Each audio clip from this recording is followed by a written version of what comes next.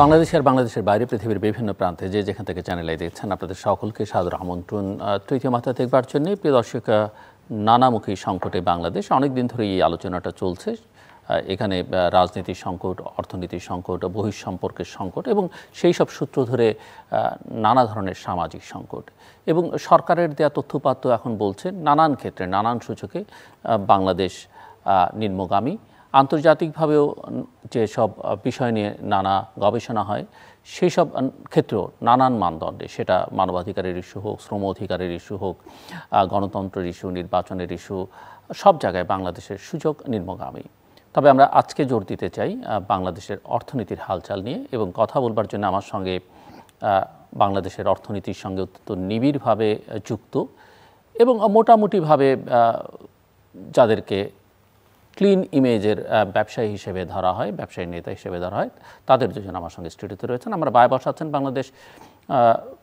বাংলাদেশের ব্যবসায়ীদের শীর্ষ সংগঠন federation of Bangladesh chamber of commerce and industry এফবিসিসির সাবেক সভাপতি মীর নাসির হোসেন এবং আমার ডানে রয়েছেন বাংলাদেশ টেক্সটাইল মিলস অ্যাসোসিয়েশনের সাবেক প্রেসিডেন্ট এবং ঢাকা ব্যাংক প্রাইভেট লিমিটেড কোম্পানির চেয়ারম্যান আব্দুল হাই সরকার। স্বাগত আপনাদের দুজনকে তৃতীয় মাত্রা। এবং দর্শক মণ্ডলী, মিস্টার মীর নাসির হোসেনও একটি ব্যাংকের প্রাক্তন চেয়ারম্যান এবং সেই ব্যাংকের পরিচালনা পরিষদের সঙ্গেও অত্যন্ত নিবিড়ভাবে যুক্ত।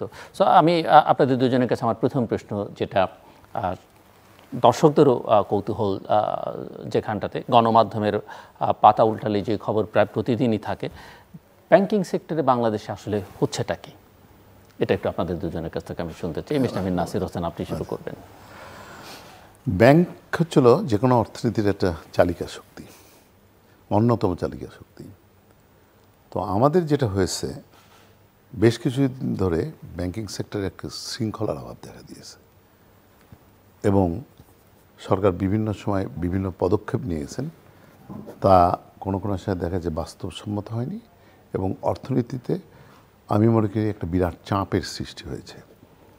যেমন ধরেন, আপনারা জানেন যে অনেকগুলি ব্যাংক সিক হয়ে যাওয়াতে বাংলাদেশ ব্যাংক একটা উদ্যোগ নিল যে মার্জারের দিকে বা অ্যাকুইজিশনের দিকে, সেটাও কিন্তু আলটিমেটলি সফল হয়নি। তার কারণ হচ্ছিল যে মার্জার কিন্তু ইন্টারন্যাশনাল প্র্যাকটিস, সেখানে কতগুলি জিনিস করেই একটা মার্জার হয়, একটা ব্যাংকের সাথে একটা মার্জার বা অ্যাকুইজিশন হয়। সেখানে কিন্তু বায়োল্যাটারালি এটা ডিসাইড করা হয় এবং সেখানে আপনি দেখবেন যে এর ডিউ ডিলিজেন্স থেকে আরম্ভ করে সমস্ত কিছু। বাংলাদেশে কিন্তু অ্যাকুইজিশনের ইতিহাস রয়েছে, যেমন ব্যাংক এশিয়া প্রথমে মুসলিম কমার্শিয়াল ব্যাংকে অ্যাকুইজিশন করেছে, এখন আলফালাকে অ্যাকুইজিশনে যাচ্ছে। এইটা কিন্তু কারেক্ট প্রসেস। যাতে আপনি একটা ব্যাংকে অধিগ্রহণ করবে, তার তো সব ফান্ডামেন্টালস দেখতে হবে, কারণ ব্যাংক তো পাবলিক মানি উপরে নির্ভরশীল, সেখানে শেয়ার হোল্ডার রয়েছে, শেয়ার হোল্ডারের ইন্টারেস্ট রয়েছে। যে ব্যাংক আরেকটা ব্যাংকে অধিগ্রহণ করলো, তাকে তো আগে তার ব্যাংকের সমস্ত ইন্টারেস্টকে প্রোটেক্ট করতে হবে। তার যে ফান্ডামেন্টালসগুলি রয়েছে, তার এনপিএল রেশিও, তার ডিভিডেন্ড পেইং ক্যাপাবিলিটি, এগুলি সব তো তাকে বিবেচনা আনতে হবে এবং ডিভিডেন্ড তো আলটিমেটলি শেয়ার হোল্ডারদের প্রাপ্য, সেইখানে যাতে ক্ষতিগ্রস্ত না হয় সেই জিনিসটা দেখতে হবে। এখন বোঝার পরে সাকেরাটি না হয়ে যায়, সেগুলি দেখতে হবে। এখানে যেটা করা হয়েছে, এগুলি কোনো বিবেচনায় না এনে হুট করে করা হয়েছে, যার জন্য এখন এটা মানে সাফল্যের মুখ দেখতে পাচ্ছে না।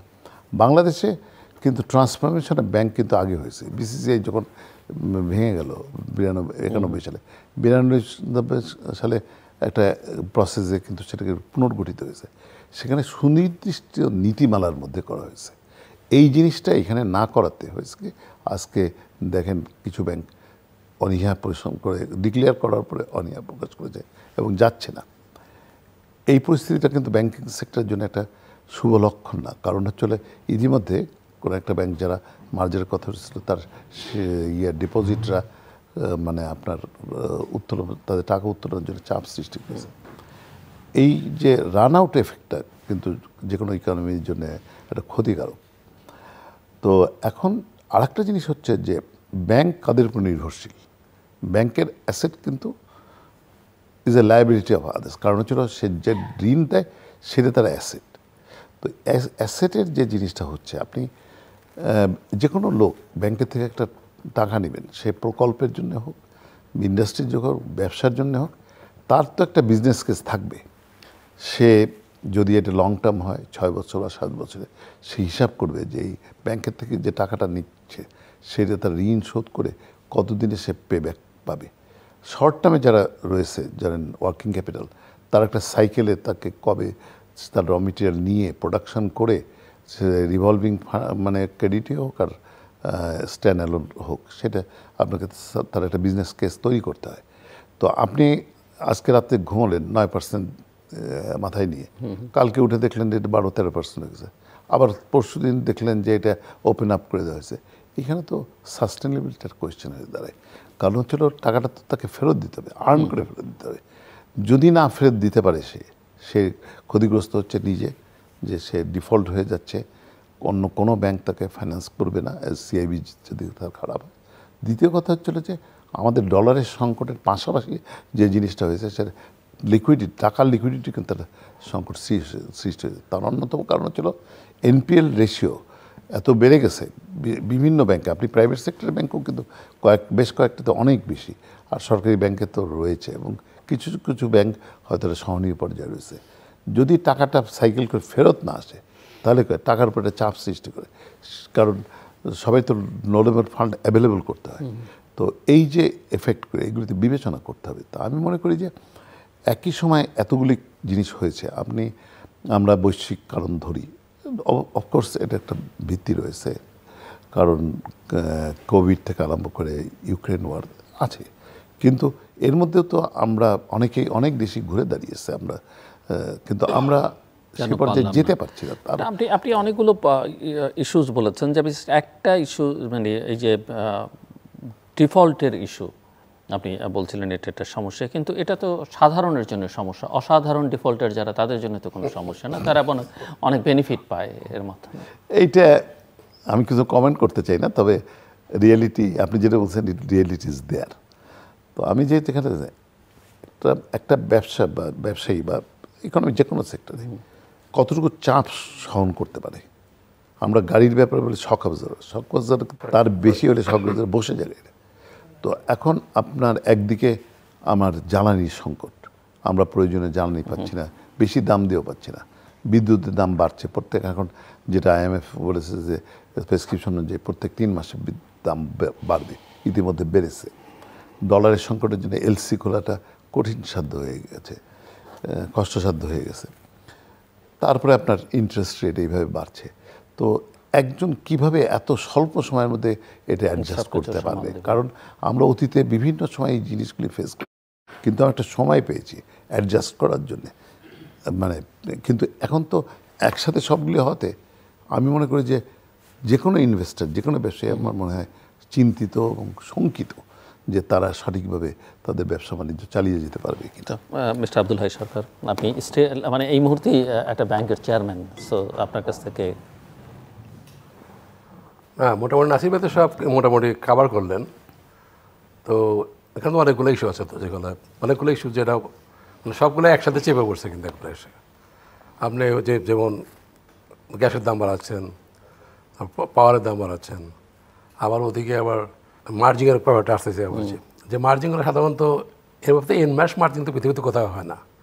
মার্জিনটা হবে দুইটা বাইলেটারাল, যেটা বাইলেটারাল ইস্যুটা এটা হবে সেটা যে আমার in connivance with my other party will March together with me, তার সাথে কথা বলতে করতে হবে এটা। এবং সেটা যদি কেউ ইম্পোজ করা হয় থার্ড পার্টি, তখন তো সমস্যা হয়ে যায়, কিন্তু তখন এটাকে সাস্টেন করা মুশকিল হয়ে যায় আর কি। অর্থনৈতিক নিয়ম যেগুলো চেঞ্জ করতে, কিন্তু অর্থনৈতিক উপায় করতে হবে সেটা। এখন অর্থনীতি কোনোভাবে আপনি ই ক্যানট বিং মানে রেগুলেশন চেঞ্জ আনতে পারবেন না, তো রেগুলেশন করতে আনতে পারবেন, এটা তো ইভলিউশনারি প্রসেস। যেগুলো কন্টিনিউ করে কাজগুলো করতে হবে। তো আমি যেটা বলতে চাচ্ছি যে বর্তমানে যে অবস্থা দাঁড়িয়েছে এখন, যেটা দাঁড়াচ্ছে যে ওর সাথে এটা মার্জিন, ওর সাথে মার্জিন, এটা কেন এইভাবে তো হওয়া উচিত না। এটা হওয়া উচিত যার যার ইচ্ছার উপরে। যেমন দুইজন, একটা এ ব্যাংক বি ব্যাংক যদি মার্জ করে, সেটা in connivance with both the banks আলাপ কেনে করতে হবে এটা। কিন্তু সেখানে থার্ড পার্সন বলা তোমাকে এটা করতে হবে, নিতে হবে তোমাকে, তখন তো যেটা একটু ভালো করতে হবে সেও তখন সিক হয়ে যাবে আর কি। আর আমাদের ইকোনমি এত স্ট্রং না যে আমরা একটা দুর্বল ব্যাংকে নিয়ে সাথে সাথে মানে অ্যাবজর্ব করে নিয়ে ভালোভাবে অপারেশন করবো, এটা তো হয় না এটা। কাজে এই সমস্ত যেগুলো যদিও দেরিতে হলেও আমাদের রেগুলেটর যারা কিছুটা তো এটা অনুধাবন করতে পারছে যে এটা এইভাবে কোথাও ওয়ার্কেবল না, তারপরে বলা মুশকিল, কারণ তখন যে কোনো একটা হতে পারে। এই যে এখন ট্যাক্স উনি নাসিমা যেটা বললেন যে ঘুম থেকে দেখলাম যে সকালে 117 টাকা, যেটা 110টা ছিল, আইডিয়া নো ইট, কেউ জানো তো না এটা। এখন এটা তো একটা ব্লো পুরা, তাই না? এগুলো সাধারণত এটার এফেক্টটা গেলে পড়বে তো সাধারণ মানুষের উপরে গিয়া, যারা ফিক্সড ইনকাম গ্রুপ আছে তারা, আর আমরা যারা ইম্পোর্টে জড়িত আছে, যেমন ইম্পোর্ট করে যারা, যে জিনিসটা এভাবে হিসাব করে মানে এলসি করা হয়েছে আর কি। এখন যখন ডকুমেন্ট আসবে, যখন ম্যাচিউর করবে, তখন দেখা গেলো যে হোয়াট আছে 110, দ্যাট ইজ 117। কিন্তু এইগুলো হঠাৎ করে সাস্টেন করা তো মুশকিল হয়ে যাবে। তখন তো যারা person who are involve in this process তারা সবাই তো ক্ষতিগ্রস্ত হয়ে যাবে। আর আমাদের এখানে এই ব্যাঙ্কিং সেক্টর যেমন একটা ছোট ইকোনমিতে এতগুলো ব্যাংক তো ঠিক হয় না প্রথমত, যদি আমাদের তৎকালীন ফাইন্যান্স মিনিস্টার বলছিলেন যেটা রাজনৈতিক কারণে দেওয়া হচ্ছে। কিন্তু এখন এখানে আমি একটা জিনিস লক্ষ্য করতেছি, আপনার যারা অপারেশন করে টিকতে পারে না, they can go for dissolution. কিন্তু একটা আর এক ব্যাংকে এনে তাকে স্যালভেজ করার জন্য দেওয়া, আমার আমার যে স্ট্যান্ডটা কতটুকু শক্তিশালী সেটাও কিন্তু বিবেচনার বিষয় আছে। না আমাকে বলা হলো তুমি ওই ব্যাংকে তোমাকে অ্যাবজর্ব করতে হবে, কিন্তু আমার যে আমি ওখানে যে এনপিএল সেটা যে এনপিএল রেখেছে ওইটা তো আমাকে have to take it over. আবার ওদিকে যারা ওদিকে শেয়ার হোল্ডার আছে, ডাইরেক্টর আছে, এদিকে শেয়ার ডাইরেক্টর আছে, একটা মিসম্যাচের সৃষ্টি করার আর কি। কাজে এই জিনিসকে ব্যবহার না করে যদি মানে ইকোনমিতে কতগুলো জিনিস আছে, যেমন ডিসলিউশন, অ্যাবজর্পশন, অ্যামালগামেশন, মার্জিং, এগুলো তো প্রচুর। তা আমরা we are not talking about the dissolution, যেটা ডিসলিউশন করলাম যে তো সে পারতেছে না, সে ব্যাংকটা ডিজলভ করে দিল আর কি, বন্ধ করে দিল। পৃথিবীতে ইতিহাসে এগুলো আছে তো, তাই না?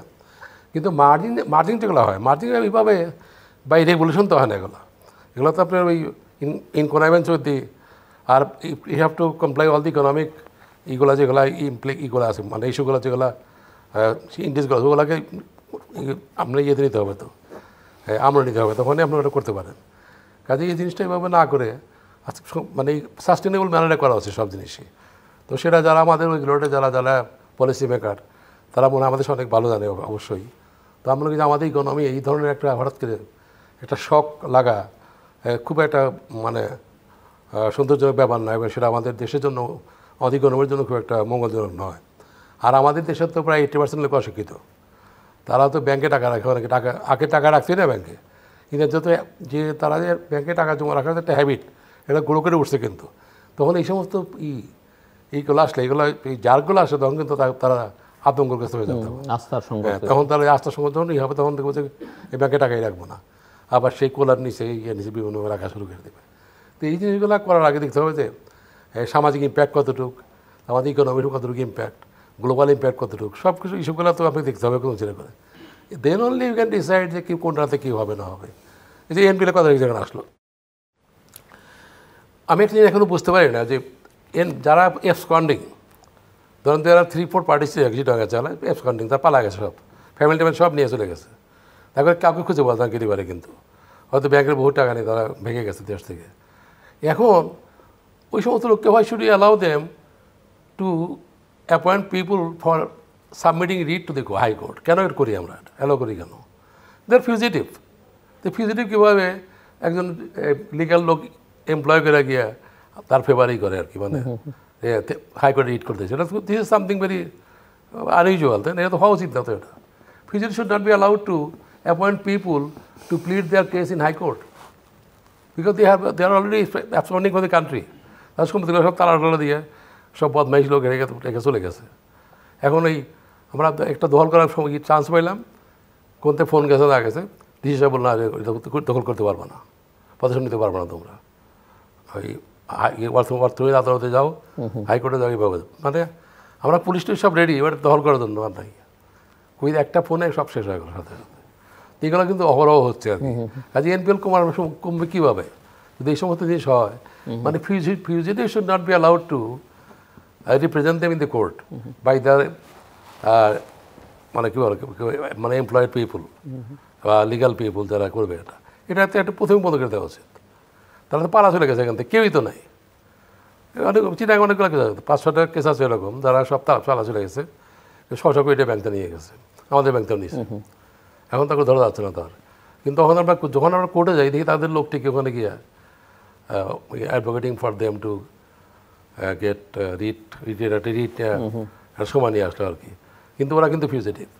কাজে প্রথম ক্রাইটেরিয়া করা উচিত যে fugitive should not be allowed to appoint any people to plead their case in the high court or any court, any অর্থ আদালতে বলেন বা এমনি কোর্টও বলেন। কাজে এই সমস্ত জিনিস মানে সেলফ কন্ট্রাডিক্টরি। এদিকে আমার বলা হয়েছে যে তুমি আদায় করো, এনপিএল আদায় করো, ডিভিডেন্ড নেওয়ার সময় তোমার এনপিএলতে বেশি কেন? কিন্তু আমরা তো আইনটা দিই ভাবে না, তো এই সমভাবে ব্যবহার করা হচ্ছে না। যদি করা হতো তাহলে কিন্তু আমার 80% ডিফল্টের লোন আদায় হয়ে যেত। কিন্তু আইনের যথেষ্ট ফাঁকফোকর, আইনে অনেকগুলো লুপফল রয়ে গেছে, এগুলো হয় না। কাজেই আপনার অর্থনৈতিক কার্যকলাপগুলো করতে খুব চিন্তা ভাবনা করে করা উচিত। যারা আমাদের উপরে পলিসি মেকার তারা অবশ্যই আমার সাথে ভালো বোঝেন এবং মনে করি যে, কিন্তু যে সমস্ত কার্যকলাপগুলো হচ্ছে এখন, যেমন এখন আমার কলিং এক্সচেঞ্জ রেট 117 টাকা কলিং এক্সচেঞ্জ, মানে এটা ওদের ঘুরবে, ওদের বাড়তে পারে কমতে পারে। তো এটাকে যখন আমি ফ্রি করে দিলাম, এই প্রশ্নটা আমি করতে চাইছিলাম যে এটাকে কিভাবে কলিং এক্সচেঞ্জ এটার কি এফেক্ট? এটা মানে ওই এক্সচেঞ্জের 117 টাকা আছে যেমন, এখন ওর আশেপাশে আমার থাকতে হবে না। আমি 119 টাকা করতে নিতে পারি বা 115 টাকা 16 টাকা করতে পারি, ইচ্ছা আমার। এটা যে ডিলার যে সে সিদ্ধান্ত নেবে, ওটা ক্রলিং, মানে ক্রল করবেন আশেপাশে। তো এখন মানে এর প্রজ এন্ড কনস, ব্যাপারটা হচ্ছে আপনার উই আর ভেরি শাই। আমরা নিজেরা খুব আর কি শাই আর কি, যে আমরা কীভাবে এক্সচেঞ্জটাকে আমরা করে দিতে পারি, ক্যাপ ফ্রি করে দিতে পারি। ক্যাপ ফ্রি করলে কিন্তু অটোমেটিক কন্টেন্ট করে ফেলবে, the economy will contain it at certain point of time. দেখা গেল যে যদি আজকে আপনি এই ডলারের সাথে টাকার এক্সচেঞ্জটা ছেড়ে দেন ওপেন মার্কেটে, তো একটা পজিশন যাবে, এটা ধরেন 150 টাকা রাতারাতি হয়ে যাবে, কিন্তু এটা আলটিমেটলি আর সাথে কন্টেন্ট করবে, এটা চলে আসবে। তো কিন্তু unless you take the risk, you don't know what is happen. এটা ভালো না মন্দ কিছু বুঝতে পারছেন না তো আপনি। আর ক্যাপ তো জয়ন্ত করতে পারে আবার, আপনি ক্যাপ যদি তুলে দেন, এক্সপেরিমেন্টাল 3 মাস দেখলেন কী অবস্থা দেখেন না, তারপরে হয়তো আবার আপনি করতে পারেন, আবার রিফিউজ করতে পারেন যে না আমি ক্যাপ করে দিব, দিয়ে দিলাম আমার। তো এইগুলো তো যে আইএমএফ প্রেশার দিচ্ছে, আইএমএফ চিন্তা করে যে তাদের টাকা ঠিক মতো সিকিউর হবে কিনা যখন লোনটা দেবে এখানে। কিন্তু এটা আমাদের দেশের লোকজন কীভাবে এফেক্টেড হবে ওই চিন্তা তারা অতটুকু করে না। তো সাধারণ মানুষ কীভাবে এফেক্টেড হবে সেটাও কিন্তু করে না। কাজে এসব জিনিসগুলো করা ভালো করে চিন্তা করা উচিত, ভেবে চিনতে ধীরে সুস্থে করা উচিত। হঠাৎ করে এই বলে সেই বইতে করা উচিত না এগুলো। আপনি এই জায়গায় কোনো এই উনি কার্লিং পেগের যে কথা বলছে উনি এক্সপ্লেন করেছেন রাইটলি, যে এই 17 টাকা এদিক ওদিক ক্রল করতার হচ্ছে জাম্প করতে পারবে না, রান করতে পারবে না। আজকে 17 আছে, কালকে 20 টাকা 22 টাকা, আস্তে আস্তে অ্যাডজাস্ট করে। এটা হলো মার্কেট মেকানিজম। তো ওনার সেক্টরে যারা টেক্সটাইল সেক্টরে যারা এক্সপোর্ট করেন তারা তো মানে 90 দশক থেকে চিৎকার করছে যে ডলারটাকে বাজার ছেড়ে দাও, কারণ আমাদের প্রতিবেশী দেশগুলিতে সব জায়গায় কিন্তু অ্যাডজাস্টমেন্ট করেছে, মানে real value of the money determine করা না করাতে কিন্তু আমরা অনেক জায়গায় কম্পিটিটিভনেস হারিয়েছি, আমাদের কিছু মার্কেট তারা দখল করে নিয়েছে। তো যদি তখন করা হতো 90 দশকে পরের থেকে যে কোনো সময়, আজকে কিন্তু ডলারের এইরকম একটা অবস্থা আসতো না। আপনি ভারতের দিকে তাকান, তারা কিন্তু একটা মোটামুটি একটা স্লোলি এসে এক জায়গায় স্টেবল করেছে, মার্কেট ডিটারমিন করে দিয়েছে। তার মধ্যে ফ্ল্যাকচুয়েশন হবেই, কারণ ডিম্যান্ড অ্যান্ড সাপ্লাইয়ের ইস্যু রয়েছে, ইন্টারন্যাশনাল অনেক জিনিসের সাথে জড়িত। আপনি অয়েল প্রাইস থেকে আরম্ভ করে গোল্ড অ্যান্ড আদার থেকে সমস্ত কিছু নিয়ে যাবে। তো এইটা না করাতে আজকে দেখেন যে হঠাৎ করে ইন এ ডে আপনি 10 টাকা 110 টাকাটা আপনি 100 করবেন, এর ইম্প্যাক্ট তো হিউজ ইন এ সেন্স। আমরা কেন আগে মানে সরকার নীতি নির্ধারকরা কেন করেনি, তাদের একটা অজুহাত ছিল যে আমরা ইম্পোর্ট লেড কান্ট্রি, ইম্পোর্ট আমাদের বেশি, এইটা যদি ছেড়ে দেওয়া যায় ডলারের দাম বেড়ে গেলে ইনফ্লেশনের উপরে ব্যাডলি ইম্প্যাক্ট করবে। এটা অ্যাকচুয়ালি ইন্টারেস্ট রেট বা আপনি কন্ট্রোল করতে পারবেন না কোনো সময় আপনার ইনফ্লেশনকে। আপনি দেখেন আজকে ইনফ্লেশন রেট সরকারি হিসাবে ডাবল ডিজিটে ওঠেনি, 9-10-এর নিচে রয়েছে। বিআইডিএস বলেছে 15%। এখন হয়তো আরও বলবে যে সেটা হয়তো ঠিক নয়। তো ইনফ্লেশন যদি ঠিক না করতে পারে, এই যে উদ্দেশ্যে এতগুলি রেগুলেশন, আপনার মনিটারি পলিসি করা, এই ক্রেডিট ফ্লোকে কন্ট্রোল করা, তারপরে আপনার ইন্টারেস্ট রেটকে এইভাবে মানে ছেড়ে দেওয়া বা হঠাৎ করে, এইগুলিতে তো আমি মনে করি যে সে ইম্প্যাক্ট যে আসছে সামনের দিনগুলিতে, যখন থেকে এইগুলি মানে ডকুমেন্টগুলি রিটায়ারমেন্ট হবে, যেটা হাই ভাই বলেছেন, যে এটা তো শুধু ডলারের 7 টাকারই চোরা, এর সাথে কিছু হচ্ছে অ্যাসেসেবল ভ্যালু কিন্তু বেড়ে যাচ্ছে। কারণ অ্যাসেসেবল ভ্যালুটা ডিপেন্ড করে ছিল আপনি কত ডলারে বা কত ইউরোতে আপনি ইম্পোর্ট করেছেন, সেইটাকে টাকাতে কনভার্ট করে এক্সচেঞ্জ রেটে কনভার্ট করে তারপরে আপনি যদি 20% কোনো একটা ডিউটি থাকে, সে তো আরও বেড়ে যাচ্ছে, কারণ এইখানকার বেস প্রাইসটা বেড়ে যাচ্ছে। তো বিদ্যুৎ প্রতিমন্ত্রী তো হয়েছে যে এই পাওয়ার সেক্টরে পেমেন্ট থেকে আরম্ভ করে এগুলি ইম্প্যাক্ট পড়বে, অবভিয়াসলি পড়বে। সেই জন্যে আমি যেটা মনে করি যে আমরা অনেকগুলি ভুল করেছি। একটা হলো পলিসিগতভাবে করেছি, ইমপ্লিমেন্টেশনের দিক দিয়ে অনেক ভুল হয়েছে আমি মনে করি, এবং আজকে যে বাস্তবায়নের যে দিকটা সেখানেও কিন্তু আমি মনে করি আভ্যন্তরীণ ব্যবস্থাপনায় অনেক ঘাটতি রয়ে গেছে। আজকে দেখেন রেভিনিউ স্ট্রিম বাড়ছে না, রেভিনিউ স্ট্রিম না বাড়াতে আপনার বাজেটারি ডেফিসিট আপনি কুলিয়ে উঠতে পারছেন না, যার জন্যে আজকে দেখেন ট্রেজারি বিলের ইন্টারেস্ট কত 11%। কোনো দেশে যদি ট্রেজারি বিল এই পর্যায়ে আসে তাহলে তো হোল ইন্টারেস্ট সিস্টেমের উপরে ইম্প্যাক্ট করবে। আমি মনে করি এইখানে তো আইএমএফের কোনো কিছু করার নেই, ট্রেজারি বিলের। এবং আপনি আইএমএফের কাছে আরও দ্বারস্থ হচ্ছেন, আপনি এখন চীনের কাছে $5 বিলিয়ন ঋণ চাইছেন। সো মানি লন্ডারিংয়ের কথা কিছুটা ইঙ্গিত আলোচনা করলাম, টাকাটা বাইরে চলে যাচ্ছে। টাকা ফিরিয়ে আনার জন্য এর আগের বাজেটে, মানে গত বছর আগের বার দেখা হলো যে এক ধরনের প্রণোদনা দেওয়ার চেষ্টা, যে টাকা ফেরত আসে নাই, অন্যভাবেও কোনোভাবেই কোনো কাজ হচ্ছে না, কিন্তু টাকা বাইরেও যাচ্ছে এবং কোনো ব্যবস্থাও হচ্ছে না। এবং অর্থনৈতিক সংকটটা যে তীব্র থেকে তীব্রতর হচ্ছে সেটাও এখন মোটামুটিভাবে স্পষ্ট যে বাংলাদেশ ভীষণভাবে অর্থনৈতিক সংকট আছে। লোন চাওয়ার প্রবণতা থেকে সেটা দৃশ্যমান, এবং লোন এখন শোধও করতে হচ্ছে, মানে শোধ করবার সময় এসছে, প্রচুর সুদে সেই লোন শোধ করতে হবে। সামাল কীভাবে দেবেন? এটা খুব ডিফিকাল্ট, কারণ হচ্ছিল যে আমার রিকোয়ারমেন্ট কত, আজকে 2 থেকে 3 মাসের ইম্পোর্ট বিল পেমেন্ট করা, তারপর হচ্ছিল যে আমাদের মানে ফরেন লোন বা জানিয়েছি তার ডেট সার্ভিসিং করা উইথ ইন্টারেস্ট, তারপরে আমরা যে সমস্ত পাওয়ার প্ল্যান্টের চুক্তি করেছি যেগুলি বৈদেশিক মুদ্রায় পেমেন্ট করা হবে সেটার একটা চাপ, মধ্যেখানে সরকার সেটা থেকে বেরিয়ে আসার জন্য বন্ড ইস্যু করেছে, কিন্তু that is not the solution, as because আপনার কন্ট্রাক্ট রয়েছে। অনেকে তো মনে করেন যে সেটাও এক ধরনের প্রেশার, বিশেষ করে ব্যবসায়ীদের জন্য একটা বড় প্রেশার। সেখানে একটু ইজ হয়েছে কারণ তারা রেপোতে কিছুটা কমাতে পেরেছে, কিন্তু that is not a solution. তো এখন এই আপনার এটা তো এভরিথিং ডিপেন্ডস অন আপনি যে লোন বাইরে চায়নার কাছ থেকে বলেন যে বা আইএমএফ বা অন্য চাচ্ছেন, কারণটা ছিল আপনার ডিমান্ড যা আছে তার সাপ্লাইটা সেভাবে নেই, মানে আপনার সেই পরিমাণ টাকা আপনার হাতে নাই যে আপনি সমস্ত কিছু মিট আপ করতে পারবেন, যার জন্য আজকে আমাদের অন্যের দ্বারস্থ হইতে। এটা পাকিস্তানে মানে একটা জিনিস আমরা যেমন আমরা লোন নিয়েছেন আপনার আইএমএফ থেকে, আবার শোধ করার জন্য আপনার এডি ওয়েতে নিলেন আবার। এটা একটা পিরামিড গেম, বুঝছেন তো? একটা সার্টিন পয়েন্ট থেকে দেখা যাবে আর কোনো পয়েন্টস অফ নো রিটার্ন, এটা হতে পারে, কিন্তু এটা অর্থনৈতিক কথা তো থেকে টাকা নিয়ে অ্যাকচুয়ালি বিলো পাসিং এর সব ইনকাম সমাধান হয়। You have to generate fund from domestic sources, by which you have to repay the loan. এখন যদি লোন রিপেম করা যদি আবার লোন করে নিয়ে আসি আবার, তাহলে তো এটা কি বলবো, এটাকে মানে একটা বিসিএস এর মতো পড়ে যায় আর কি, তাই না? এবং আরেকটা ইস্যু আছে, যেমন সরকার প্রচুর বড় করে ডোমেস্টিক ব্যাংকগুলো থেকে, যেহেতু ফরেন কারেন্সি মানে বাজেটের 5.5% আপনার ডেফিসিট থাকে, যার একটা পোর্শন হলো ফরেন কারেন্সি থেকে মিট আপ করার কথা, মানে লোন আর একটা ডোমেস্টিক থেকে।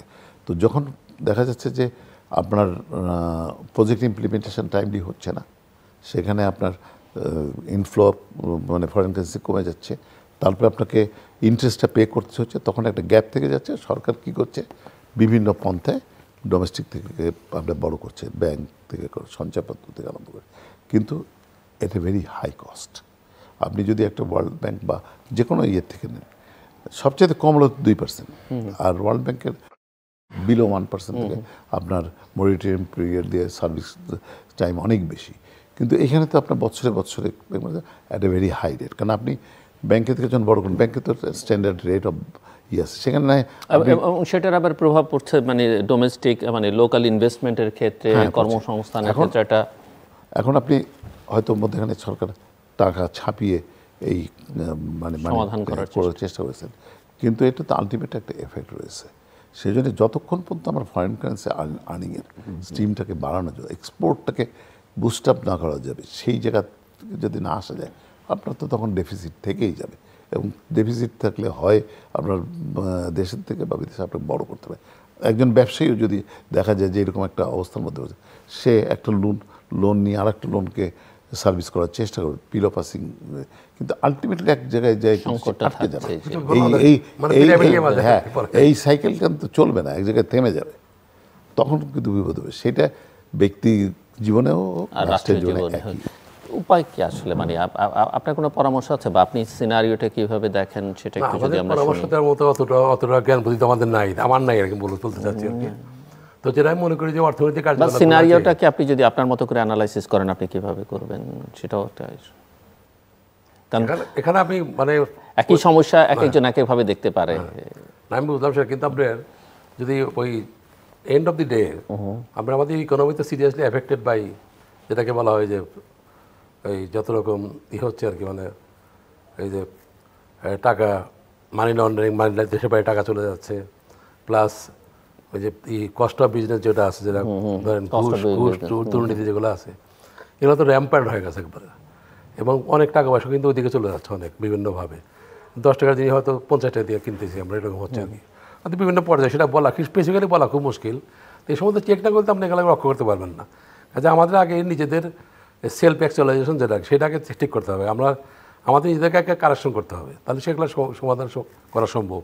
কিন্তু আপনার ওই খালি কথাই বললাম কিন্তু কাজে করলাম না, কাজে কোনো আমাদের কোনো প্রস্তুতি নাই বা আমাদের কোনো ইনিশিয়েটিভ নাই। How can you get out of this kind of mess? এই মেসটা বেরোতে আপনাকে তো একটা সুন্দর প্ল্যান হইতে করতে হবে। আর আমাদের আর এক সমস্যা দিচ্ছে, আমাদের তো ন্যাশনাল কমিটমেন্টের অভাব।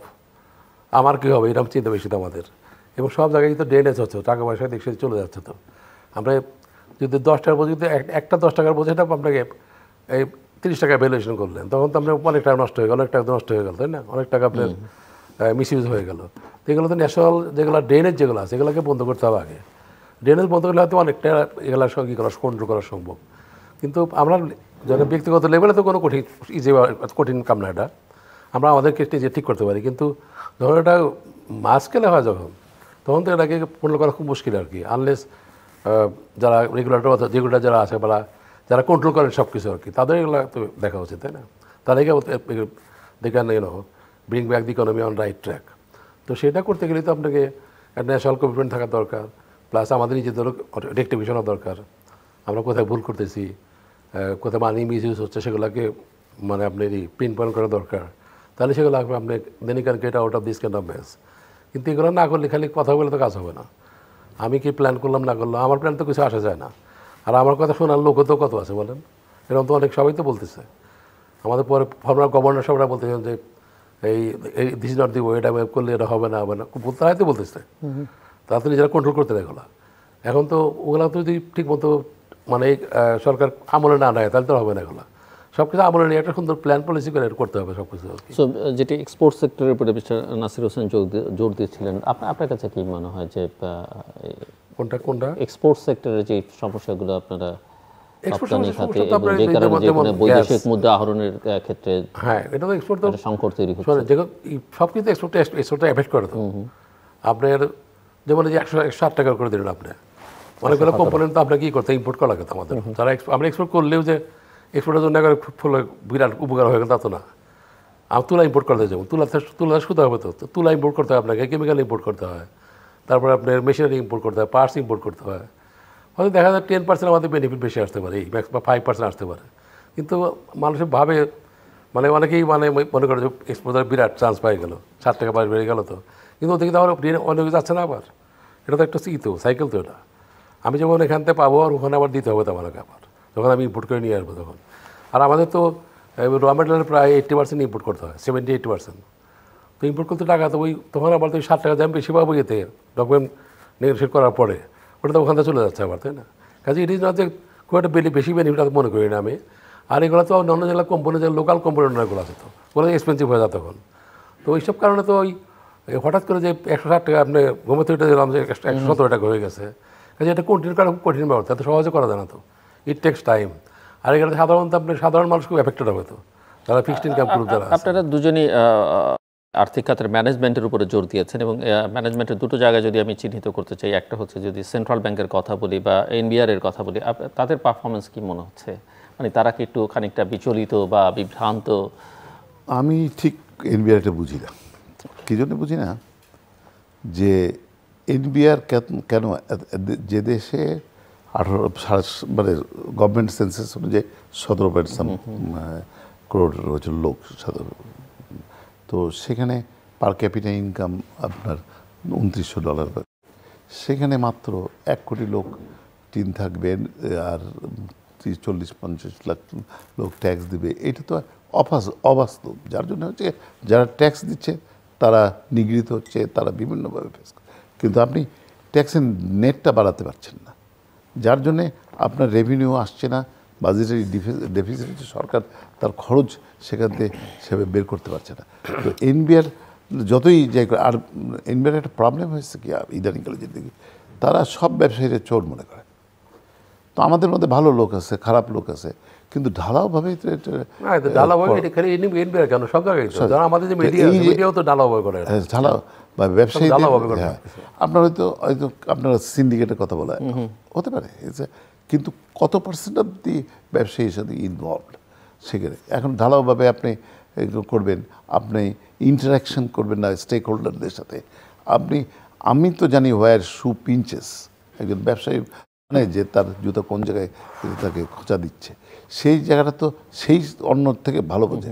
কারণ আপনি যদি একটা ভালো জুতো পরে ঘোরেন, আপনি তো ওই ব্যথাটা অনুভব করবেন না। আমি যদি আমার চুদ্দদের কোনো ব্রেক থাকে, সেটা আমি বুঝতে পারছি যে কোন জায়গায় আমাকে প্রিক্স। তো সেই জিনিসটা তো বুঝতে হবে, একটা মিনিমাম মানে আস্থার জায়গা সৃষ্টি করতে হবে। কিন্তু আপনি কোনো ইন্টারাকশন আপনি দেখবেন না। একবার বছরে কনসালটেন্ট মিটিং হয়, এইটা আইওয়াসের মতো আমার কাছে লাগে, উইন্ডো ড্রেসিং আর কি। হ্যাঁ, এই যতক্ষণ পর্যন্ত প্রাইভেট তাদের সক্ষমতা বাড়াতে হবে। আমরা অটোমেশনের কথা বারবার বলছি, হয়রানির বন্ধ করতে হবে। আপনি আজকে দেখেন একটা মানে ইম্পোর্ট ডিউটি বলেন যাই বলেন, এটা মার্কেট ওরিয়েন্টেড। আপনি ইম্পোর্ট করবেন এক রেটে, একবার আপনি অ্যাসেসমেন্ট করবেন, হয়তো একটা গুডস $1000 উঠেছিল বলে আপনি করলেন, পরে এই যে $500 বা $700 চলে আসে, আপনি ওই রেফারেন্স ভ্যালুতে অ্যাসেসমেন্ট করবেন। এটা তো অ্যারবিট্রারি। তারপরে আপনার ট্যাক্স রেজিমে মানে যে জিনিসটা রয়েছে, এইখানে আপনি মুখে একটা কথা বলবেন, আপনি ফান্ডামেন্টালস রাইটটা কিন্তু এক্সারসাইজ করবেন। যেমন আপনি যদি পাবলিক লিস্টেড কোম্পানি হন, আপনি বলতেছেন আইনে যে তাকে প্রেফারেন্স দেওয়া হবে নন লিস্টেড, কিন্তু সমভাবে সেটা করা হচ্ছে না। আর আইন তো ডিসক্রিমিনেশন অ্যালাউ করে না। এটা ফান্ডামেন্টাল রাইটস যে আইন ডিসক্রিমিনেট করবে না, সবার জন্য প্রযোজ্য। তো এখানে পলিসি আপনাকে সঠিক করতে হবে, আপনার ক্যাপাসিটি বিল্ডিং করতে হবে, সদিচ্ছা সৃষ্টি করতে হবে, এবং এই যে ট্যাক্সের নেট থেকে আরম্ভ করে আপনি সমস্ত জিনিসটা অ্যাড্রেস করতে হবে। আর একটা কর বান্ধব পরিবেশ সৃষ্টি করতে হবে। কারণ হচ্ছে যে আপনি যদি আমাকে চেজ করেন, মানে আমার তখন দৌড়াতে হবে, I have no other way. তো সেই জন্যে আমি মনে করি যে একটা আস্থার পরিবেশ সৃষ্টি করতে হবে, যাতে ট্যাক্স রেজিমটা সহনীয় হয় এবং ফ্রেন্ডলি হয়, এবং লোকে কর দিতে উদ্বুদ্ধ হয়, এবং ব্যাপক সংখ্যক লোক যারা আজকে 3.5 লাখ টাকা হচ্ছিল মানে ট্যাক্স ফ্রি ইনকাম। আপনি চিন্তা করেন 3.5 লাখ টাকা কোন লোক, আপনার বাসে সামনে যে চা বিক্রি করছে ফুটো, তার ডেইলি ইনকাম হয়তো দেখা যাবে 1000 টাকা, উই ডোন্ট নো। তো ঘটনা হচ্ছিল যে আপনি আনতে পারছেন না। আপনি এতদিনে মানে একটা ইলেকট্রনিক ক্যাশ রেজিস্টার যেটা সেটা ইমপ্লিমেন্ট করছেন, এটা প্রাইভেট সেক্টরের উপরে ছেড়ে দিতে, তারাই করতে পারত। এখন আপনি এজেন্সি লাগিয়ে সেটা করছেন, সেইখানে যে একটা মানে নেক্সাস গড়ে উঠবে না, কে বলতে পারবে? এইগুলো তো আমি মনে করি যে পলিসি এখানে আপনার একটি বড় সমস্যা এখানে যে পলিসি মেকারদের যে ইম্পোজিশন কালচার আমাদের উপরে ইম্পোজ করা হয়, কিন্তু but end of the day আমরা যারা ব্যবসায়ী, আমরা তো driving force of the economy, আমরা কিন্তু সব কিছু করতেছি। যে নাসির ভাই যেটা বললেন যে আমাদের 10% খারাপ লোক থাকতে পারে, কিন্তু 9% ভালো না থাকতো তাহলে ব্যবসাটি কিছু না তো, শেষ হয়ে যেত। এখন আমরা তো একদিকে সবসময় আমরা ভ্যাট দিচ্ছি, আমরা ডাইরেক্ট ট্যাক্স দিচ্ছি, ইনডাইরেক্ট ট্যাক্স সবই দিচ্ছি কিন্তু, এবং সব পেশাটা যেটা নাসির ভাই যেটা বললেন যে আমাদের ঘুরে এসে পড়ে ওটা আবার আমাদের ঘুরে জানা ধরো বা খবরদারি তোমারই করো, তোমার কম্পিউটার দেখবো, এটা দেখবো, এসব শুরু করে দেয়। ইনস্টেড অফ মানে giving more effort to increase this tax net, বাড়ানোর চেষ্টা না করে আমরা তার ট্যাক্স রেগুলার বেসিসে দিচ্ছি, তাদের ফলে কিন্তু এটা বেশি প্রেশারটা আসতেছে। কাজে এখানে কোনো ইভেন কোনো পলিসি নেই, এটা সমস্যা এখানে। আর স্টেক হোল্ডারটা এখানে বাংলাদেশে সম্পূর্ণভাবে ওভারলুকড, এবং যারা আমাদের ব্যুরোক্রেট, যারা পলিসি মেকার যারা, তারা তো they are not fully conversant with the মানে goods and services we are making, কীভাবে কষ্ট কীভাবে করতে হচ্ছে, আমার পাওয়ার কোথাও পাচ্ছি, মেশিনারি কই থেকে আসছে, যেগুলোকে ভালো কনভার্সেন্ট না থেকে কিন্তু ওই ব্যাপারে পলিসি ওনারাই করতেছে without being consulted, we are being consulted. তাই না? আমাদের যদি কনসাল্ট না করে আমাদের যারা স্টেক হোল্ডার যারা, তাহলে কিন্তু পলিসি অনেক সুবিধা হয়ে যায়। কাজে আমরা বাজেটের আগে দেখা যায় যে 15-20 দিন 1 মাস আগে এটা উইন্ডো ড্রেসিং হয় আর কি, ফেডারেশন, তারপরে ঢাকা চেম্বার, অমুক তমুক সব দিয়ে বিভিন্ন মতামত নেয় আর কি। এই মতামত নিতে হবে আপনি শুরুতে, যাতে ওইগুলো নিয়ে যায় আপনি কী করতে হবে, কম্পাইল করে আপনার পলিসিটা করতে হবে। আর they can also invite people from business community, যে তোমার কীভাবে করা যেতে পারে। এখন সমস্যা দিয়েছে আমাদের সব চোর মনে করে, সমস্যা দেখে বিগ প্রবলেম, আমরা রেন্ট শিকার, এটাও মনে করে অনেক সময়, যে আমরা কীভাবে প্রফিট বেশি ওইভাবে কথা বলি আর কি। তো আমাদের কথাগুলো কাটসাট করে ফেলে আর কি, মানে জেনুইন কথাগুলো কিন্তু কাটসাট করে ফেলে, ওগুলো পরে কাজে লাগে না। পরে ওনারা যেটা ইম্পোজ করে ওইটাই কিন্তু হয়ে যাবে। দেখা গেল 2-1% আমাদের কথা শুনছেন, 98% তাদের নিজেরা সব বই পুস্তক পড়ে পলিসি করে ছেড়ে দিচ্ছে আর কি। তো এইগুলো যে বন্ধু মানে প্র্যাকটিক্যাল আসপেক্টগুলোকে ঠিকমতো কনসিডার না করে যদি কোনো পলিসি করা হয়, সেই পলিসি তো খুব ইফেক্টিভ হয় না। ফাইনালি এটা কন্ট্রিবিউশনটা ন্যাশনাল ইকোনমিতে অত ভালো হয় না আর কি। কাজে if we are duly consulted with due diligence etcetera, তাহলে কিন্তু আমরা অনেক ভালো থাকতে পারতাম। আমাদের যে গিভেন সার্ভিসেস অ্যাভেলেবল যেগুলো আছে ওগুলো দিয়ে আমরা অনেক ভালো থাকতে পারতাম, provided that we have a right policy framework, তাই না? কিন্তু এখানে ওই মানে আমাদের কিছু সেকশনকে আমরা অ্যাভয়েড করে দেখব, ওভারলুক করি, মানে কি এত সাথে আলোচনা কী করবো। আমাদের আশায় most of the policy coming on us under imposition system, impose করা হইতেছে, তোমাকে এটা কমপ্লাই করতে হবে। সো ইস মার্জিং একই অবস্থা তো, তাই না? যে মার্জিং করতে হবে, কিন্তু সেটা তো অর্থনৈতিকভাবে সেটা করতে হবে। অর্থনৈতিক কার্যকলাপগুলোকে অর্থনৈতিকভাবেই তো সমাধান করতে হবে। কিন্তু সেটা যদি আপনি অন্যভাবে সমাধান করতে যান, তখন ওই সমাধানের কোনো লাস্টিংও হবে না। Finally country will be affected, economy will be affected. সামগ্রিকভাবে ইনফ্রাস্ট্রাকচারের প্রভাব, মানে প্রভাব কি এখন এনার্জি পাওয়া বা অন্যান্য ইনফ্রাস্ট্রাকচার? আমি তো পাওয়ার তো একটা হার্ট অফ দি মানে একটা পুরো দেশের অপারেশনটাই পাওয়ারটা nothing will move, nothing. Even আমাদের ভিতরে আমি এখন আছি স্ট্রাকচার, তো এটা ভিতরে আমার তো সোলটা রয়ে গেছে, তাই না? Power is the soul of everything. আপনার factory will not run unless power is there. কাজে কোনো কিছু মুভ করবে না, গাড়ি যাবে না চিটাগাং পোর্টে উইদাউট পাওয়ার। কাজে পাওয়ারটা এমন ফান্ডামেন্টাল জিনিস একবার, এই জিনিসটাকে এমনভাবে মানে করা উচিত, আপনার ডেভেলপ করা উচিত, যাতে আমরা সাউন্ড সাপোর্টটা পাই। ওটা সাউন্ড সাপোর্ট পেলে কিন্তু আমরা যে অবস্থা বর্তমানে আছি অনেক ভালো করতে পারতাম আরও, তাই না? কিন্তু পাওয়ারই তো এই আরও দাম বাড়ানো, হঠাৎ করে দেখা গেলো যে সকালে ঘুম থেকে দেখলাম 1 গ্যালন পেট্রোলের দাম 10 টাকা, তারপর দিন 20 টাকা হয়ে গেছে আর কি। মানে we are bound to accept. কিন্তু সেটা ইকোনমি কন্টিনিউ করতে পারবে কি না, আমরা কন্টিনিউ করতে পারবো কি না, ওদের যে সাস্টেনেবল আর নট, ওদের চিন্তা করতে ওইভাবে কিন্তু সূক্ষ্মভাবে চিন্তা করা হয় না। কিন্তু তা না করে হঠাৎ করে দেখা যায় যে ফাইন মর্নিংয়ে দেখলাম যে সব কিছু চেঞ্জ হয়ে গেছে একবারে। তো this kind of culture should go. এটাকে সিস্টেমেটিক হতে যদি আসে, তাহলে ইকোনমি অনেক বেনিফিটেড হবে, economy will be right track always, তাই না? কিন্তু আমাদের অনেক এরিয়াজ আছে যেটা ওভারনাইট করা সম্ভব না, এটা সময়ের দরকার অবশ্য। জি, মিস্টার নাসির হোসেন। এক্স্যাক্টলি যেটা হচ্ছিল আপনার আমাদের দুর্বলতার জায়গাটা হচ্ছিল যে আমরা শর্ট টার্ম চিন্তা করি অ্যাজ হোল। শর্ট টার্ম করাতে হচ্ছে কি লং টার্ম যে ইম্প্যাক্টটা সেটা অ্যাসেস করা সম্ভব হয় না। আজকে দেখেন যে এই যে ডেট সার্ভিসিং ইস্যু থেকে আরম্ভ করে ইকোনমির যে ফান্ডামেন্টাল যেগুলি রয়েছে আপনার সূচকগুলি, সেগুলি কিন্তু সবটাই ইম্প্যাক্ট করেছে। এটার অন্যতম কারণ হচ্ছিল যে দুটো, আমরা শর্ট টার্ম চিন্তা করেছি, লং টার্ম আমরা চিন্তা করতে পারিনি বা করিনি। এবং ব্যবস্থাপনাটা কারণ ব্যবস্থাপনা তো খুব ইম্পর্ট্যান্ট। আমরা সবই করছি, একটা ভালো কাজ করছি, but at what cost? Cost is very important element.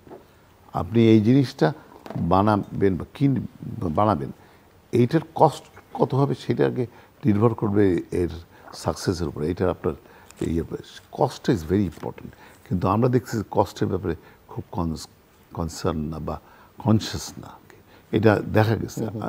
আমি হয়তো আরও এলাবোরেট করে বলতে পারতাম। সেটা ঘটনা হচ্ছে সেই জায়গাটা কিন্তু হচ্ছে না, যার জন্যে আজকে এই যে অসুবিধাটা হয়েছে এর অন্যতম কারণ হচ্ছিল যে আমরা শর্ট টার্ম চিন্তা করেছি এবং কস্টটাকে আমরা একটা পর্যায়ে না এনে করতে পেরেছি।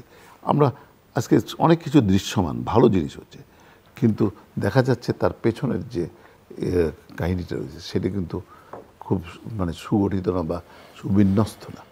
তো এই জন্যে আজকে আমাদের সংকটের মধ্যে পড়েছে। এই সারা দুনিয়ায় বিভিন্ন দেশ বিভিন্ন সময় সংকটে পড়বে, এইটা ঐতিহাসিক সত্য। আমেরিকায় আপনার পড়েছে, আমরা 2008 সালে মেলডাউন দেখেছি, আমরা পরবর্তীতে আরও কয়েকবার ইকোনমিক ক্রাইসিস দেখেছি। কিন্তু ব্যাপারটা ছিল যে ঘুরে দাঁড়ানোর জন্য কতগুলি জিনিস দরকার। আপনার সদিচ্ছার দরকার, সুশাসনের দরকার। সুশাসনটা ভেরি ইম্পর্ট্যান্ট। আপনি এভরিওয়ার, আজকে উনি অনেকগুলি কথা বলেছেন যে ফিউজিটিভ কী করে তার ইয়েটা করতে পারে। বিভিন্ন জায়গায় সুশাসনের আমি দেখি যে অনেক দুর্বলতা রয়েছে। এই জায়গাটা সব জিনিস আপনি সেলফ কন্ট্রাডিক্টরি। এদিকে বলা হচ্ছে তুমি ডিফল্ট লোন কালেকশন করো, ওদিকে বাধা ওই অন্যভাবে ইনডাইরেক্টলি বাধা চলে আসছে থেকে অনেকখানি প্রসিড করে গিয়ে অলমোস্ট রিচ দি ডেস্টিনেশন দেখা গেল যে ওনতে ফিরে আসলে এমন একটা বাধা পড়ে গেলে এসে তখন ব্যাক টু স্কোয়ারে গিয়ে।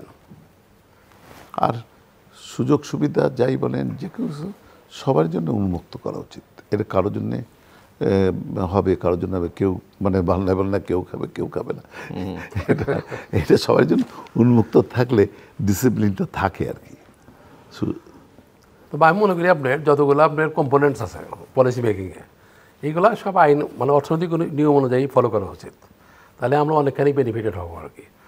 তার মধ্যে ধরেন কোনো পলিসি মেকিংয়ে এখন you are making textile policy, তো টেক্সটাইল সেক্রেটারি কী জানে, অ্যান্ড উই আর আমরা তোমার বাচ্চা টেক্সটাইল করতে করতে ফুটে উঠছে আর কি। We know lot of thing, এর মধ্যে কী কী সুবিধা অসুবিধাগুলো আছে সেগুলো should be taken into consideration. এখন একজন ফাইন্যান্স সেক্রেটারি আসলো, আবার মাছের ছিল সেক্রেটারি, উনি এসে দেখালো কমার্স সেক্রেটারি হয়ে গেছে। আবার একজন আসলে বনে, সেটা দেখা গেলো ফাইন্যান্স মিনিস্ট্রি সেক্রেটারি হয়ে গেছে। এই যে এইগুলো যে কিছু টেকনিক্যাল এরিয়া আছে, যেমন কমার্স মিনিস্ট্রি, ফাইন্যান্স মিনিস্ট্রি, এগুলো তো সাধারণত সহজে চেঞ্জ করা উচিত না। The expertise they gain in course of their services in the same department, তখন কাজে লাগাতে পারে। কিন্তু একটা উনি যখন আমি টেকশন তো পুরো জানলাম, তখন আমাকে ট্রান্সফার করে দিল বন মন্ত্রণালয়ে। আমার সব এক্সপিরিয়েন্সে সব বুঝতে চলে গেলো। কিন্তু দেয়ার আর সার্টেন মিনিস্ট্রিজ, এখানে কোনো চেঞ্জ জানা উচিত না, কেন ওরা তো এক্সপার্ট হয়ে যায় ওখানে। কেন ফিনান্সে দেখা থাকে, ফিনান্সের পুরো এক্সপার্ট হয়ে যায়। এবং ফিনান্সে ফেরত দেখা তো ট্রান্সফার করে অন্য জায়গায় দিয়ে দিল, আর ফিনান্সে নিয়ে আসলো মাছের সেক্রেটারিকে, ফিশ সেক্রেটারি। তো এসে দেখা যায় he has to start all over again. জানতে শুনতে সময় চলে যায়, by the time economy get affected, আমরা নিজেরা এফেক্টেড হয়ে যাই। কাজে এই সমস্ত মিনিস্টারগুলো খুব কেয়ারফুলি সাজানো দরকার। সামনে তো বাজেটকে সামনে রেখে আপনার কোনো সুনির্দিষ্ট প্রস্তাবনা আছে? বাজেট শুধু রিয়ালিস্টিক। এখানে ধরেন এই যেটা করা সম্ভব সেটাই করা উচিত। এখন দেখা যায় যে অনেক সময় টাকা ফেরত চলে যায়, ইউটিলাইজ না ঠিক মতো, নানান ধরনের এই ব্যুরোক্র্যাটিক সব মায়ের পেছনের মতো পড়ে অনেক টাকা প্রত্যেক বছর আনইউটিলাইজ থাকে, ফান্ড আনইউটিলাইজ থাকে আর কি। কাজে এই ফান্ডগুলোকে সুন্দরভাবেই করা উচিত।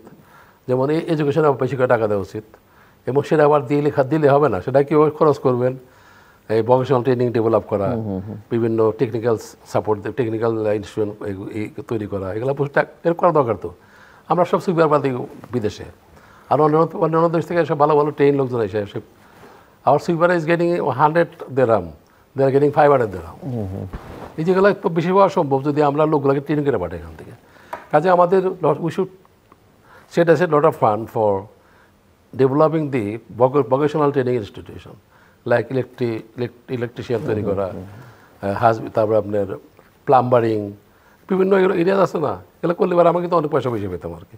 নার্সিং, অনেক ব্যাপার আছে দেখুন। তারপরে শপিং এই কেনাকাটা করা, যেমন আমরা একটু দুবাই ডিটিভি সবাই দেখে দেখা যায় সব ফিলিপিনো লোকেরা যাম অপারেট, কিন্তু আপনি নেপালি খুব কি নেপালরা, আমি তো এয়ারপোর্টে দেখলাম ফিলিপিন এক্সপেন্সিভ হয়ে গেছে, এখন they are taking girl from Nepal এবং মিয়ানমার, হ্যাঁ মিয়ানমার অলসো, মিয়ানমার, হ্যাঁ ইন্টারেস্টিং ব্যাপার। তো নেপালি মেয়েদের দাম হয়ে গেছে আপনার এয়ারপোর্টে এখন দেখলাম আমি, আগে ছিল Filipino, and Filipino expensive, they are taking Nepali girl, they are quite good presentable, আমি দেখলাম তো ভালো ভালো সার্ভিস দিচ্ছে তোরা।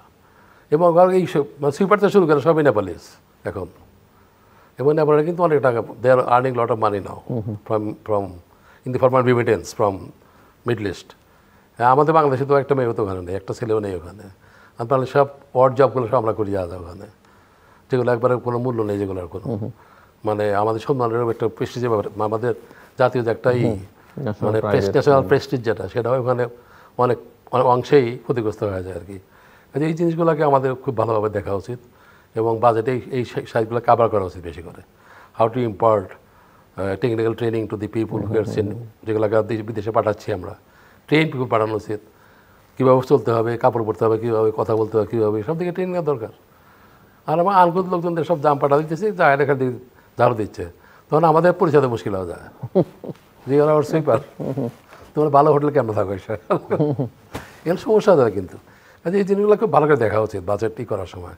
আর এলোকেশন করে যদি সেটা ম্যাটেরিয়ালাইজ না হয়, সেটা একটা দিকে লক্ষ্য করতে আমাদের এমনি টাকা পয়সা নাই, আমরা তো ফান্ড তো অত প্রচুর মানে প্রচুর ফান্ড তো আমাদের অত নাই, যে ফান্ডগুলো আছে সেটাকে যেটা মানে আশীর্বাদ যেটা বললেন যে প্রপার ম্যানেজমেন্ট করতে হবে, you have to manage it properly, ডিস্ট্রিবিউশনটা সুন্দরভাবে হতে হবে, তাহলে সে আপনার it will really help economy to grow.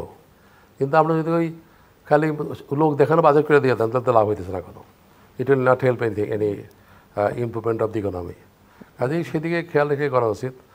আর যে সেক্টরে পলিসিগুলো করা হবে, ওই সেক্টরে শুড বি প্রপারলি কনসাল্টেড, যারা প্র্যাকটিক্যাল অপারেশনে যারা আছে তাদের। তো একটা স্পিনিং মিলের আমি একটা ঘটনা বলি আপনাকে, এই ওখানে কিছু রাবার কট লাগে, তো ওই কাস্টমার কটগুলো আসছে উল্টাপাল্টা রিভিউ করতে, রাবার থেকে স্পিনিং এই ফ্যাক্টরিতে সুতরাং মিলে রাবার রাখবে কেন, এই উল্টাপাল্টা দিয়ে এই রিসার্চ করে ফালা দিয়ে বা 500% দিয়ে দিয়েছে বলে, তুমি তো এটা ব্যান্ড আইটেম, কিন্তু কট কিন্তু দে ডোন্ট নো যে এই মানে সুতরাং মিলে কট লাগে কিনা। তো এই রিসার্চ করতে একটা বিরাট গোলমাল পাওয়া দিতে পরে আমাদের দিতে পারে 15 লাখ টাকা এক্সট্রা দেওয়া লাগছে এর জন্য। আর কী করবো, এদিকে ফ্যাক্টরি বন্ধ থাকে, তখন বাধ্য দিয়ে নিয়ে আসতে হইল তখন এই মানে ডিউটি বের করে। তো এইগুলো ঘটনা তো একটা না, সব ক্ষেত্রেই কিন্তু এগুলো আছে, যেহেতু গেলে কোঅর্ডিনেশনের অভাব, আর যারা পলিসিগুলো করে তারা ওই সম্বন্ধে ওকে ভালো না, জানে না ভালো করে। যখন তারা লর্ড রেঞ্জবারগুলো করে যে স্পিনিং বলে কী কী আইটেম লাগলে পিস থাকবে, তো যে রাবার কট লাগে, এটা লাগে, ওটা লাগে, সব স্পিন্ডেল টেপ লাগে, সো মেনি থিংস। ওই কাস্টমার জানাই না, ওটা উল্টো পাল্টা একটা ডিউটি পাঠা দিয়ে এক্সেস কোড চেঞ্জ করে দিয়ে দিল বাস। এখন আমরা সাবার করেন এখন, and your heavy export oriented industry, যেখানে সুদা বানা তৈরি করা দরকার আর মাল তৈরি এক্সপোর্ট করতে হবে, তখন বাধাগ্রস্ত, তখন যে সমস্ত 2 নম্বর রাস্তা চলে যেতে হয়, তখন বাধ্য করা হয়তো এগুলো করার জন্য। কাজেই এইসব জিনিস তো আমার খুব, যদি আমরা ঠিক মতো দেখি, আমাদের যে গুডস অ্যান্ড সার্ভিস যে অ্যাভেলেবল যেটা আছে, এটাতে আমরা অনেক ভালো থাকতে পারতাম, if you would know properly use করতে দিতে পারতাম, যদি আমরা ভালোভাবে ব্যবহার করতে পারতাম উইথ প্রপার প্ল্যানিং, ডেফিনেটলি আমরা এই গুড সার্ভিসেসে আমাদের অনেক ভালো থাকা সম্ভব আমি মনে করি আর কি। মিস্টার নাসির হোসেন, আপনি কোন আমি জাস্ট বাজেটকে সামনে রেখে আপনার কোনো বাজেট ব্যাপারটা ছিল যে রাহিব বলেছে ইট শুড বি রিয়েলিস্টিক। কারণ হচ্ছিল যে আপনার আয় কত, ব্যয় কত, সেটা cut your coat according to your cloth, আপনার যা আয় হবে সেইভাবে বাজেট করেন। আইএমএফে আমরা অনেক সমালোচনা অনেক কথা বলি, কিন্তু আইএমএফ কিন্তু এবার বলেছে the budget should be realistic, size of the budget should be realistic. That is very important. কারণ হচ্ছিল যে আমরা দেখছি যে প্রত্যেক বছর হাজার হাজার কোটি টাকার মানে লক্ষ্যমাত্রা বাড়িয়ে দেওয়া হচ্ছে আপনার এনবিআর উপরে বা রেভিনিউ আয়ের জন্য। আমরা এডিবিতেও একটা বড় অ্যালোকেশন রাখছি, কিন্তু দেখা যাচ্ছে এডিবি পুরো ইমপ্লিমেন্টেশন হচ্ছে না, আমার রেভিনিউ পুরো আসছে না। তাহলে তো বাজেটের ডেফিসিট থেকে যাচ্ছে, আমাদের অভিষ্ট লক্ষ্য মানে পূরণ হচ্ছে না। কারণ বাজেটে তো দুটো জিনিস একটা খুব ইম্পর্টেন্ট, একটা অর্থায়ন আর একটা বাস্তবায়ন। তো তো অর্থায়নটা খুব ইম্পর্টেন্ট এবং বাস্তবায়নটাও খুব ইম্পর্টেন্ট। তো এই দুই জায়গা যাতে অ্যাড্রেস করা যায় সেইভাবেই আমি মনে করি প্র্যাগমেটিক একটা বাজেট হওয়া উচিত। এখানে কোনো আত্মতুষ্টির কোনো জায়গা নেই। বাস্তবমুখী বাজেট, বাস্তবমুখী রিয়ালিস্টিক হতে হবে। হ্যাঁ, প্র্যাগমেটিক হতে হবে। বাস্তবমুখী না হলে আমার আত্মতুষ্টির কোনো জায়গা নেই। কারণ হচ্ছে আলটিমেটলি লং রানে এইটা যে আমাকে খুব সুবিধাজনক অবস্থায় নিয়ে যায় তা না। সেই জন্যে আমি মনে করি যে সুচিন্তিতভাবে আপনার করতে হবে এবং উন্নয়ন প্রশাসনের দক্ষতা বাড়াতে হবে। কারণ হচ্ছিল যে আপনি অনেকগুলি মিনিস্ট্রিতে জানেন যে ইভেন এডুকেশন থেকে আরম্ভ করে পুরো অ্যালোকেশনকে তারা বছরে শেষ করতে পারে না। তো সেই জায়গাটা দেখতে হবে। সেখানে পলিসি থেকে আরম্ভ করে ইমপ্লিমেন্টেশন, ডিসিশন মেকিং তড়িৎ করতে হবে যাতে সময় মতো প্রকল্প হয়, বাস্তবায়িত হয়। কারণ সময় মতো যদি হয় তার বহুমাত্রিক সুবিধা আছে। একটা হচ্ছিল যে আপনি পুরো টাকা যেগুলো বিশেষ করে বৈদেশিক সাহায্য বা বৈদেশিক লোনের ভিত্তিতে সেগুলি আপনি যদি সময় মতো করতে পারেন, সে অর্থ বছর বৈদেশিক মুদ্রাটা আসছে তা দিয়ে আপনি একদিক দিয়ে ইন্টারেস্ট পেমেন্ট করে ডেট সার্ভিসিং করতে পারবেন এবং আপনার বাজেটের ডেফিসিটটা তখন কমে আসবে। সেই জন্য আমি মনে করি যে বাস্তবমুখী হওয়া উচিত। এইটা আমি আশা করি যে এই বছর হবে, যেহেতু এটা বাইরে থেকে একটা চাপ রয়েছে। আমরা ভিতর থেকে যতই চাপ দিই সেটা অনেক সময় কাজ করে না, কিন্তু আমরা দেখেছি যে IMF অনেক প্রেসক্রিপশন দিয়েছে যেটা করতে হয়েছে। তো এইটাও হয়তো হবে।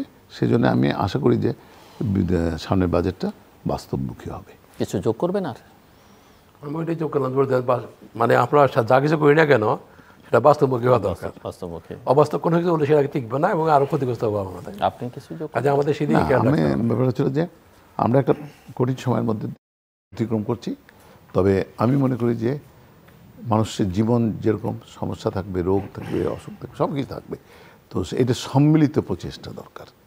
এটা হচ্ছে সরকার, যেমন সরকারের যে বিভিন্ন মেশিনারি যারা সরকারকে চালান এবং প্রাইভেট সেক্টর যারা চালিকা শক্তি, এর মধ্যে একটা সমন্বয় সৃষ্টি করতে হবে যাতে আমরা এই সংকট থেকে উত্তরণ করতে পারি। কারণ সরকার একলা চেষ্টা করলে হবে না, প্রাইভেট সেক্টর একলা চেষ্টা, সবাই একটা সমন্বয় দরকার বলে আমি মনে করি। দর্শক, অনুষ্ঠানের শেষ প্রান্তে আমরা সামাজিক যোগাযোগ মাধ্যম ফেসবুক এবং টুইটারে তৃতীয়মাত্রা লাইভ স্ট্রিমে হচ্ছে আপনারা দেখতে পারেন। টেলিভিশনের পর্দায় দেখতে না পারলে যে কোনো সময় যে কোনো স্থান থেকে ইউটিউবে তৃতীয়মাত্রা চ্যানেলটি সাবস্ক্রাইব করে পর্ব বা পুরোনো পর্বগুলো আপনারা দেখতে পারেন। মিস্টার আব্দুল্লাহ সরকার এবং মিস্টার নাসির হোসেন, অসংখ্য ধন্যবাদ আলোচনা শুনতে। দর্শক, আমরা আলোচনা করছিলাম অর্থনীতি নিয়ে, এবং অর্থনীতি এক গভীর সংকটের মধ্যে আছে বা একটা কঠিন সময় বাংলাদেশ পার করছে। আমার অতিথিরা সেই ইঙ্গিত দিচ্ছিলেন, নানা দুর্বলতা ওনারা চিহ্নিত করেছেন, ফাঁকে ফাঁকে সমাধানগুলো বলবার চেষ্টা করেছেন। এখন যাদের জন্য বলা তারা শুনবেন কিনা সেটি নিয়ে ওনারা সংশয় প্রকাশ করেছেন। তবে মোটা দাগে যে কথাগুলো আসে সেটা হচ্ছে ওই ঘুরে ফিরে গুড গভর্নেন্সের কথা ওনারা সামনে নিয়ে এসছেন। ওনারা একেবারে শর্ট টার্ম থিঙ্কিংয়ের ভিত্তিতে নীতি প্রণয়নের দুর্বলতার কথা বলেছেন। ভবিষ্যৎটা না দেখে কষ্টটা কী হবে সেটা চিন্তার মধ্যে না রেখে পরিকল্পনা প্রণয়নের দুর্বলতার কথা বলেছেন।